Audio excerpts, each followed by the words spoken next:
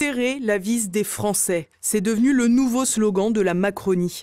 Depuis plus d'un an, le gouvernement annonce une succession de contraintes pour les Français et grignote allègrement la liberté sans jamais évoquer sa restitution. Et pour cause, selon l'expression consacrée, les conseilleurs ne sont pas les payeurs. Dernier exemple en date, le reportage de M6 sur un genre de restaurant clandestin où les pseudo-élites de la nation se retrouveraient gaiement autour de luxueuses ripailles en faisant fi des innombrables injonctions sanitaires. Une information qui a suscité une véritable indignation dans la population, contraignant le premier flic de France, Gérald Darmanin, à réclamer l'ouverture d'une enquête. Une réaction qui vise sans doute également à couper quelques têtes au sein de l'exécutif qui pourrait déplaire aux locataires de la place Beauvau. Et si le reportage du journal de M6 a tourné sur la toile tout le week-end, l'un des convives des repas clandestins a également été projeté sur le devant de la scène. Il s'agit en effet d'un certain Pierre-Jean Chalençon, adorateur de Napoléon mais surtout passablement illuminé. Une personnalité idéale pour permettre d'éteindre l'incendie au gouvernement. Pourtant, c'est loin d'être la première fois qu'un média révèle que des membres des hautes sphères de l'État s'offrent de petits repas au restaurant, pendant que les Français sont tapés au porte-monnaie dès qu'ils sortent le nez dehors, au-delà des horaires de couvre-feu. En janvier, le Parisien révélait ainsi que des magistrats et des policiers haut placés étaient vus dans un restaurant ouvert en cachette près de l'île de la Cité à Paris. Le Canard enchaîné a suivi un peu plus tard, affirmant qu'au moins un ministre déjeunait très régulièrement dans un restaurant du 6e arrondissement. Plus tard, ce sont des journalistes de BFM TV et même certains fonctionnaires de la hiérarchie des hôpitaux de Paris qui auraient été épinglés dans un restaurant du 15e arrondissement, près des studios de la chaîne de Patrick Drahi. En réalité, c'est tellement cliché que l'on a presque du mal à y croire. Les parangons de la morale sanitaire sont les premiers à s'en émanciper. Et sur le nombre de révélations, on imagine mal que les informations ne soient pas exactes. Ce décalage n'est pas non plus sans rappeler la contamination au Covid-19 d'Emmanuel Macron lui-même, alors qu'il avait présidé un dîner avec les ténors de la Macronie, Oxymore, et du Modem. Un décalage qui avait aussi sauté aux yeux quand François Bayrou, le haut-commissaire au plan, déambulait sans masque dans l'aéroport d'Orly. Un comportement des dirigeants politiques qui vire de plus en plus à l'ode au populisme qu'ils prétendent vouloir combattre. En effet, les règles sanitaires et les fameux serrages de vis sont donc essentiellement conçus pour s'abattre sur les Français qui ne sont rien, pour reprendre les propos présidentiels. En témoigne encore l'histoire de Guillaume à Lunel dimanche dernier.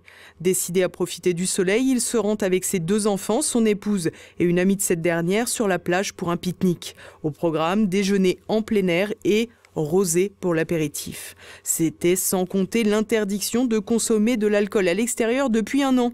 Résultat des courses, 405 € d'amende pour les 3 adultes, offertes par les squads de gendarmerie déployés pour faire régner l'ordre sanitaire. Qu'est-ce que vous diriez si des hommes politiques ou des célébrités se rendaient dans des restaurants clandestins ? Ce serait scandaleux parce que nous, on est privés de ces sorties, de tous ces loisirs. Ils n'ont pas ce droit, alors que nous, on est citoyens lambda, on se crève à aller bosser. Regardez, là, moi, je vais bosser et on n'a pas le droit au plaisir, donc je trouve ça dégueulasse. Je trouverais ça scandaleux. Je ne serais qu'à moitié surpris parce que je vois bien les passe-droits et les privilèges que s'offrent nos politiques aujourd'hui en France. Ah non, c'est pas normal, c'est clairement pas normal. Sachant que nous, on se prive, on peut pas manger là où on veut.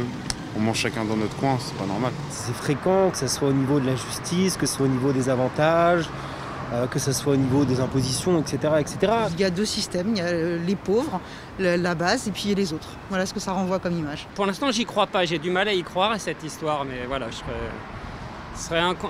je comprendrais pas. Ça raconte en fait toujours la même chose, c'est-à-dire la déconnexion terrible qu'il y a entre nos hommes politiques, ceux qui nous gouvernent, et le reste de la France. Cahuzac ou autre exemple parlait sur les impôts, lui il faisait à côté. Il devrait être puni, avoir soit une amende, soit quelque chose à la hauteur de la récidive, parce que j'imagine qu'ils l'ont fait plusieurs fois en plus. J'avais entendu il y a quelques mois, je ne sais plus quel ministre, qui nous disait qu'on ne pouvait pas manger pour moins de 200 € à Paris.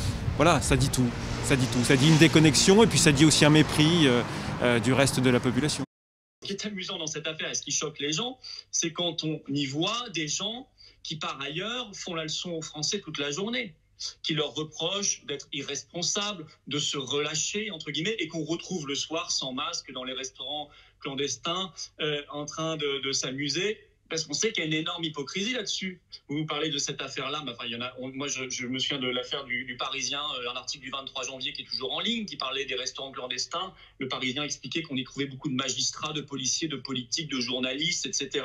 L'affaire de Bayrou sans masque à Orly, avec l'aéroport, avec cette photo, et puis les témoins qui disaient, nous, on nous demandait de le mettre au-dessus du nez, et lui, personne ne le contrôlait. Donc, si vous voulez, c'est cette hypocrisie où, en gros, pour les gueux, c'est 135 € d'amende. Vous avez rappelé cette histoire dans le sud avec cette famille qui s'est pris 405 € d'amende pour un peu de rosé sur une plage, avec autour 15 policiers avec fusil d'assaut. L'image a été sortie par Midi Libre. Et puis les jeunes qu'on embête, etc. Et puis la haute, la caste qui s'amuse, qui est dans un discours absolument hypocrite. Absolument hypocrite. Alors vous savez comment on peut sortir de tout ça? On peut sortir de tout ça, au lieu de faire des enquêtes sur qui va au restaurant, etc., ce qui est un délire pur. On rouvre tout. Voilà, comme ça, il n'y aura plus de restaurants clandestins. On rouvre le pays, on fait comme ils ont fait au Mississippi, au Texas ou dans tant d'autres pays ou en Espagne, et où l'épidémie est en train de baisser. On arrête de faire croire aux Français qu'une politique sanitaire, c'est une politique de restriction des libertés. C'est pas vrai. Une politique sanitaire, c'est s'occuper des malades, c'est autoriser les traitements, c'est arrêter de fermer des lits à l'hôpital, c'est faire de la prévention. Le reste, c'est politique, c'est pas sanitaire.